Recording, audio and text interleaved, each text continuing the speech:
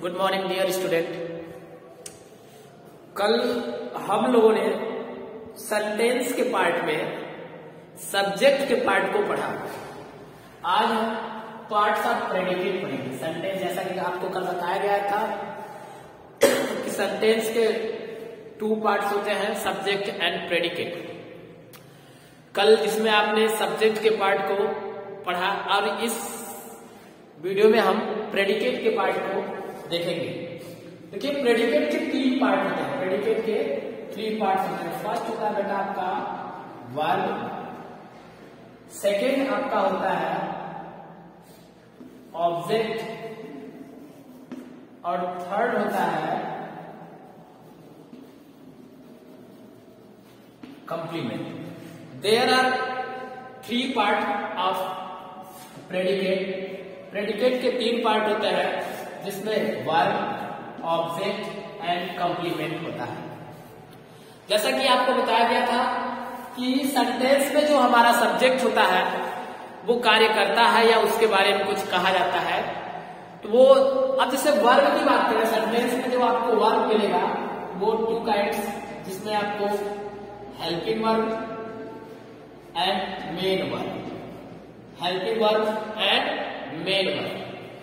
Object में भी आपको 2 काइंड्स मिलेंगे, 2 types of object, direct object and indirect object. Indirect object. Complement में भी आपको 2 टाइप्स मिलेंगे, जिसमें आपका subjective complement and objective complement. Objective complement. पहले हम इसको डिटेल में स्टडी करते हैं, उसके बाद हम आगे बढ़ते हैं। देखिए, जैसा कि आपको पता है कि प्रेडिकेट जहां से सेंटेंस में वर्ब स्टार्ट होता है वहीं से प्रेडिकेट पार्ट स्टार्ट हो जाता है। तो हेल्पिंग वर्ब और main verb, helping verb and main verb. Helping verb क्या होता है? ये हेल्पिंग वर्ब आपको जिस सेंटेंस में सब्जेक्ट के द्वारा कोई कार्य नहीं किया जाता है, जब सेंटेंस में सब्जेक्ट के द्वारा कोई कार्य नहीं होता है तो सेंटेंस को कंप्लीट करने के लिए कंप्लीमेंट का यूज किया जाता है, और उसमें जो वर्ब होता है वो हेल्पिंग वर्ब होता है, लेकिन उस सेंटेंस में मेन वर्ब का कार्य करता है। यानी हेल्पिंग वर्ब का कार्य होता है बेटा, ये आपको सेंटेंस में ये बताएगा कि हमारा जो सेंटेंस है, वो जो हमारा सेंटेंस है वो खुद किस टेंस का है, किस स्टेट का है, ये बताएगा हमारा हेल्पिंग वर्ब। इसे स्टेटिव वर्ब भी लोग कहते हैं। हेल्पिंग वर्ब हमको बताएगा कि हमारा सेंटेंस कौन से टेंस का है। और मेन वर्ब क्या होता है? मेन वर्ब यानी बॉडी के किसी भी पार्ट से, इंटरनल और एक्सटर्नल, चाहे आंतरिक रूप से या फिर बाह्य रूप से, यानी इंटरनल एंड एक्सटर्नल कोई भी कार्य होता है तो वो मेन वर्ब होता है। जैसे खेलना, पढ़ना, लिखना, सब में लास्ट में ना आता। हिंदी के सेंटेंसेस में जो वर्ड होते हैं मेन वर्ब में अधिकतर आपको ना मिलेगा, जैसे खेलना, पढ़ना, लिखना, घूमना, खाना, कुछ भी ऐसे सेंटेंस। सोचना, ये इंटरनल पार्ट से हो रहा है, सोच रहे हैं हम, तो ये भी क्या है, एक प्रकार का मेन वर्ब होगा। हेल्पिंग वर्ब और मेन वर्ब। वर्ब में 2 काइंड्स आपको मिलेंगे सेंटेंस में। उसके बाद direct object and indirect object क्या होता है? Direct object and indirect object. पहले तो आप जान लीजिए कि बेटा कि डायरेक्ट ऑब्जेक्ट में आपको ज्यादातर नॉन लिविंग थिंग्स मिलेंगे और इनडायरेक्ट ऑब्जेक्ट में आपको लिविंग थिंग्स मिलेगा। यानी जो लिविंग थिंग्स होगा वो मानिएगा, आप सेंटेंस में पहचानिएगा कि वो हमारा इनडायरेक्ट ऑब्जेक्ट है, जो नॉन लिविंग थिंग्स है वो डायरेक्ट ऑब्जेक्ट है। यानी हमारे सेंटेंस में जब सब्जेक्ट के द्वारा काम किया जाएगा, सब्जेक्ट के द्वारा जब काम किया जाएगा तो सब्जेक्ट के द्वारा जो कार्य किया जाएगा उस कार्य का प्रभाव अगर किसी ऑब्जेक्ट पर डायरेक्ट पड़ता है तो वो डायरेक्ट ऑब्जेक्ट हो जाता है, अगर उसे इनडायरेक्ट रूप में पड़ता है तो वो इनडायरेक्ट ऑब्जेक्ट हो जाता है। जैसे पहले हम एक कोई एग्जांपल्स के अकॉर्डिंग समझने का प्रयास करेंगे, उसके बाद फिर हम आगे बढ़ेंगे। जैसे डायरेक्ट ऑब्जेक्ट को भी बताएंगे तो आपको इनडायरेक्ट को भी ऑब्जेक्ट को भी बताएंगे। जैसे ये चौक है बेटा, इस चौक को जैसे अगर हमने फेंका, आई थ्रू, ऐसे है, ये चौक मैंने फेंका, तो मेरे द्वारा पहला कार्य किया गया चौक फेंकने का, यानी मैं पहला कार्य कौन सा किया, चौक फेंकने। I threw a chalk on you, यानी आपके ऊपर फेंका, तो ये दूसरा कार्य हो गया, यानी जो कार्य का डायरेक्ट प्रभाव पड़ा, पहले तो मैंने चौक फेंका, यानी थ्रू वर्ब हो गया, ठीक है, एक प्रकार का कार्य हमने किया। अगर फेंका उसके बाद आप पर गया वो डायरेक्ट ऑब्जेक्ट हो जाएगा। अब उसके बाद देखिए कंप्लीमेंट और के बारे में बात करेंगे। कंप्लीमेंट जब सेंटेंस में, कंप्लीमेंट का मतलब होता है to complete sentence, to complete the sentence. जब सेंटेंस में सब्जेक्ट के द्वारा कोई कार्य नहीं किया जाता है, सब्जेक्ट के द्वारा जब कोई कार्य नहीं किया जाता है और सेंटेंस को कंप्लीट करने के लिए जिस वर्ब का, यानी जिस सेंटेंस यानी जिस वर्ड का यूज होता है वो हमारा कंप्लीमेंट होता है। जैसे एक एग्जांपल, शी इज अ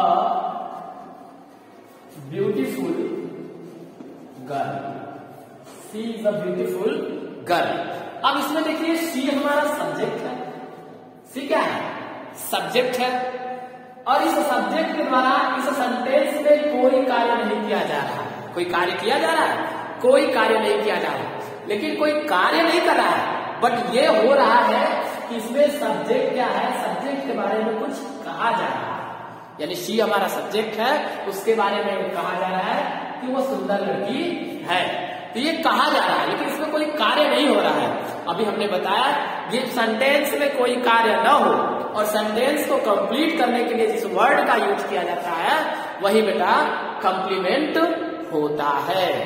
तो यानी कि इसमें जो ब्यूटीफुल यूज किया गया, ब्यूटीफुल गर्ल, ये एक प्रकार का कंप्लीमेंट है। ये क्या है, कंप्लीमेंट है। तो कंप्लीमेंट किसको कंप्लीमेंट है, यानी उसको, उस लड़की को कंप्लीमेंट दे रहा है, यानी इसको कंप्लीमेंट दे रहा है, तो इसको कंप्लीट दे रहा है, तो ये सब्जेक्टिव कंप्लीमेंट हो जाएगा सेंटेंस को कंप्लीट करने के लिए। और जिस सेंटेंस में हमने ये भी बताया था आपको कि जिस सेंटेंस में कोई कार्य नहीं होता है और उसमें यूज किया गया वर्ब जो होता है वो मेन वर्ब का कार्य करता है। ये क्या है, मेन वर्ब का कार्य कर रहा है। इसमें इज इसमें मेन वर्ब का, देखिए यही इज आपको एक जगह मेन वर्ब का कार्य करेगा तथा दूसरी जगह हेल्पिंग वर्ब का कार्य करेगा। जैसे देखिए सेंटेंस में तो ये तो यहाँ पे मेन वर्ब का कार्य कर, दूसरे सेंटेंस में आप देखेंगे कि हेल्पिंग वर्ब का कैसे कार्य कर रहा है। जैसे he is playing football, he is playing football. देखिए अब यहाँ पर ही जो है हमारा सब्जेक्ट, इज प्लेइंग फुटबॉल ये हमारा प्रेडिकेट पार्ट है, ये हमारा प्रेडिकेट पार्ट है। जैसा कि पहले ही आपको हमने बताया कि सेंटेंस में जहां से वर्ब स्टार्ट होता है वहां से प्रेडिकेट पार्ट स्टार्ट होता है। तो इज इसमें क्या है, मेन वर्ब का कार्य नहीं कर रहा, ये हमें बता रहा है कि हमारा सेंटेंस कौन से टेंस का है।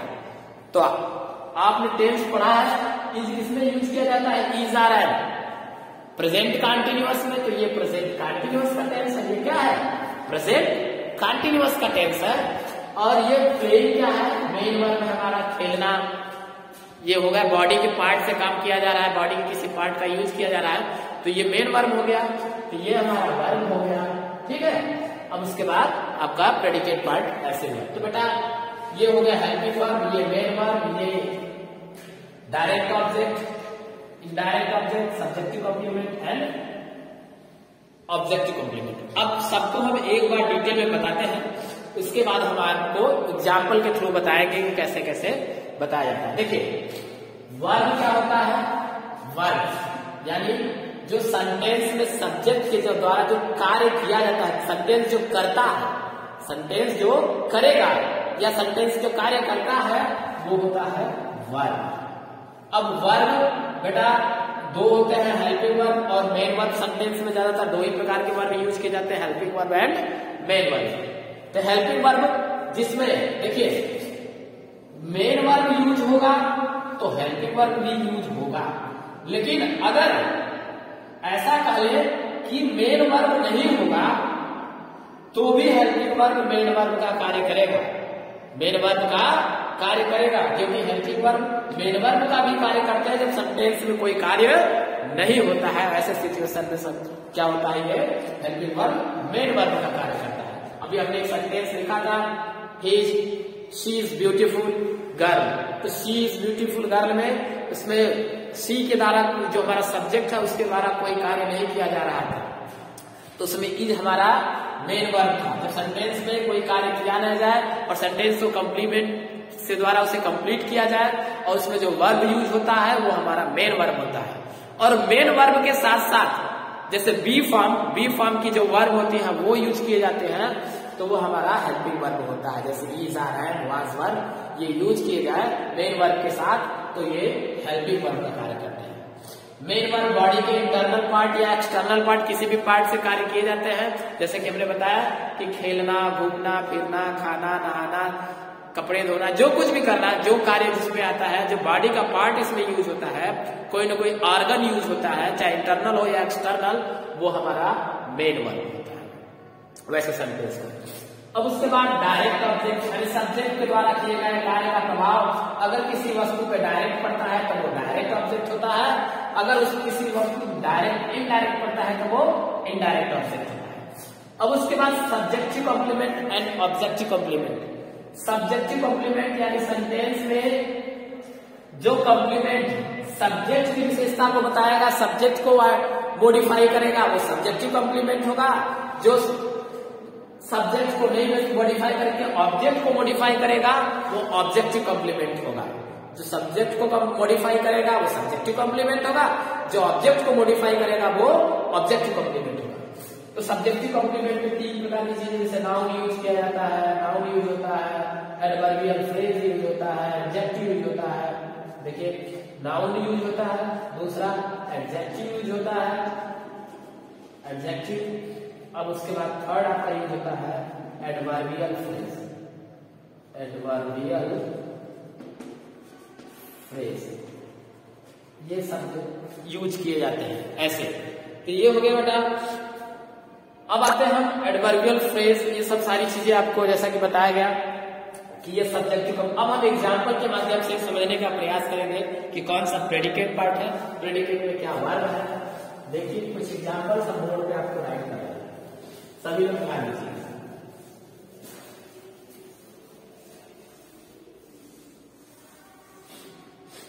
देखिए he reads, number 2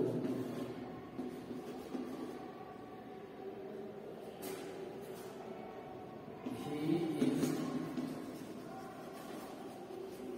playing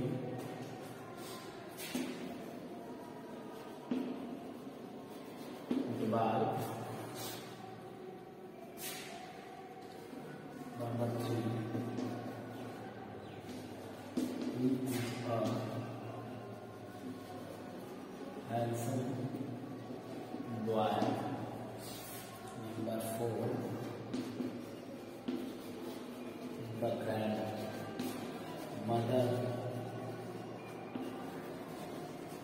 told me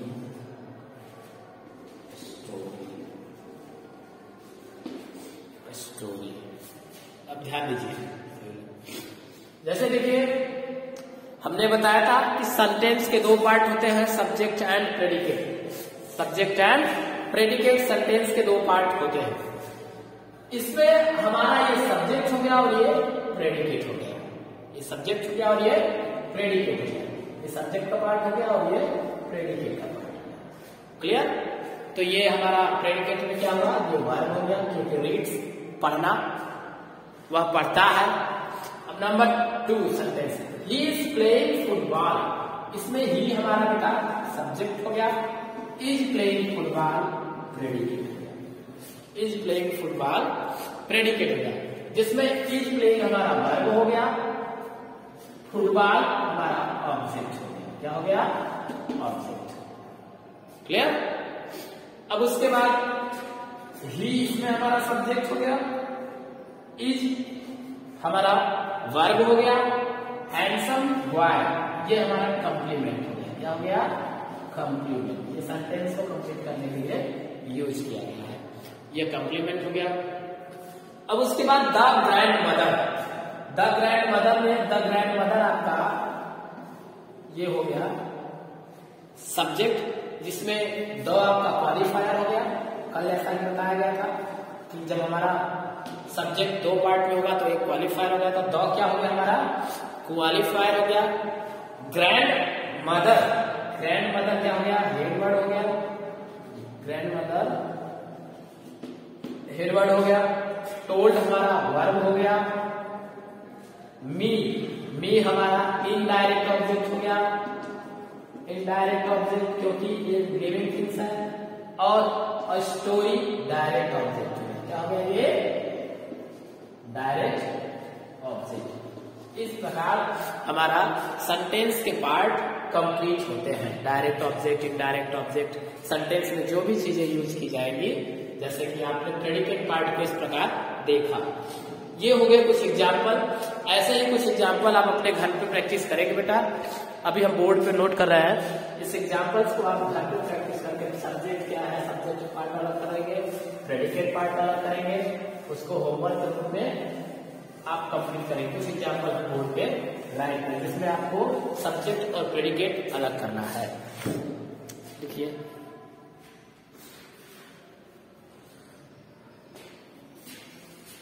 कल से आपको हम टेंस पढ़ाएंगे। देखिए pick out the subject and separate the predicate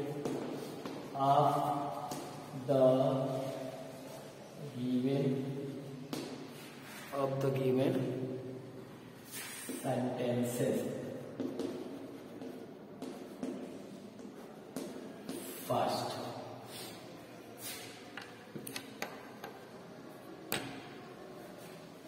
Ravi give me a blue pen. Note कर लो जी homework. Number 2,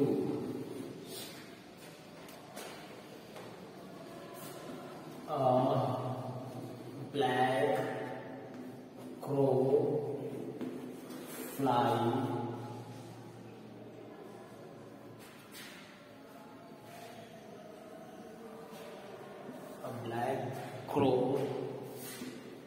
flies in the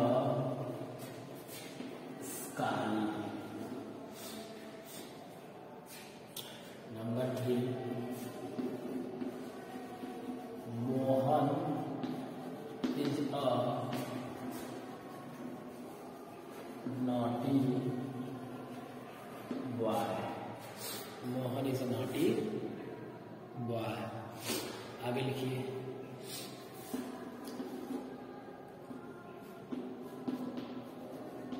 his mother is cooking a tasty food.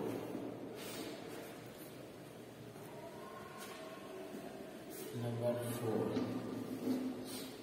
a old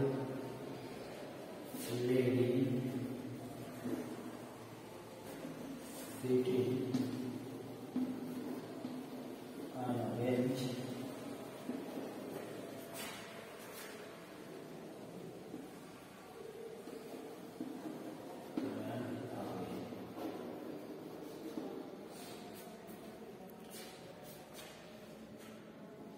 Number 5,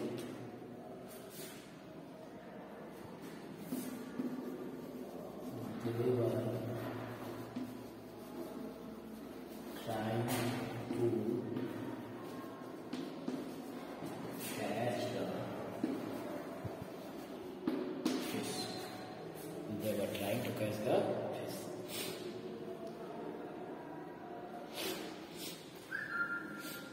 देख लीजिए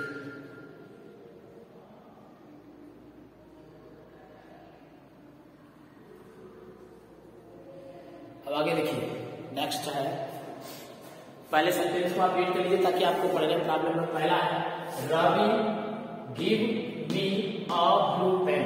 इसमें से पहले आप subject को अलग करेंगे, उसके बाद प्रेडिकेट को अलग करेंगे, दोनों सब्जेक्ट और प्रेडिकेट पार्ट को अलग करेंगे। उसके बाद यह है next, a black crow flies in the sky. A black crows fly in the sky. Next है Mohan is a naughty boy. उसमें से आप सब्जेक्ट प्रेडिकेट अलग करेंगे। अगर आपको आएगा तो सब्जेक्ट के पार्ट को ब्रेक करके, यानी सब्जेक्ट के कितने पार्ट होते हैं उसको भी अलग करिएगा, प्रेडिकेट के कितने पार्ट होंगे उनको भी ट्राई करिएगा। नहीं आएगा तो बता आप पूछ सकते हैं। फिर नेक्स्ट है मेरा, his mother is cooking a tasty food. His mother is cooking a tasty food. A old lady sitting on a bench run away. अब उसके बाद they were trying to catch the fish. ये आपका homework है, इसे आप completely अच्छे से कंप्लीट करके लर्न कर, मतलब होमवर्क आप कंप्लीट करके आएंगे। इसमें जो भी आपको सब्जेक्ट और प्रेडिकेट के पार्ट में नहीं समझ में आएगा आप पूछ सकते हैं, आप लर्न भी करते चले। कल से आपको पढ़ाया जाएगा टेंस। देखिए कल से कुछ इसको हम ओवरव्यू के तौर पे आपको थोड़ा सा बताते हैं, उसके बाद कल से आपको टेंस पढ़ाया जाएगा। देखिए कल से आपका टॉपिक चलेगा टेंस। जैसे पार्ट्स ऑफ स्पीच आप पढ़ चुके हैं, अगर उसमें किसी को प्रॉब्लम होगा तो वो कमेंट करके बताएगा, तो पार्ट्स ऑफ स्पीच भी उनको स्टार्टिंग से बता दिया जाएगा। अदरवाइज हम टेंस स्टार्ट करेंगे। टेंस में जैसे पहले आपको टेंस की डिफिनेशन क्या होती है ये सबको पता होना चाहिए। Tense is a kind of verb which tells us present past and future। ये टेंस की डिफिनेशन होगी। उसके बाद काइंड्स ऑफ टेंस